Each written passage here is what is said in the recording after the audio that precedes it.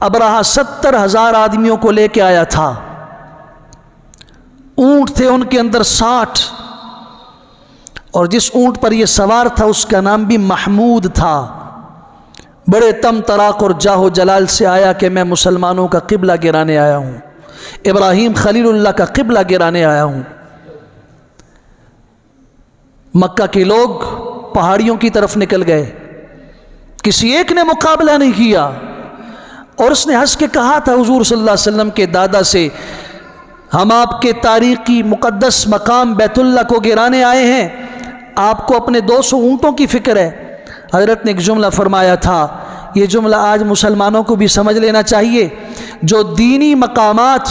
اور دین سے وابستہ لوگ اور دین سے وابستہ ایک ایک چیز کی تنقید کرتے ہیں، اس پہ تنقید کرتے ہیں، انگلی اٹھاتے ہیں، انہیں سمجھ لینا چاہیے ان کی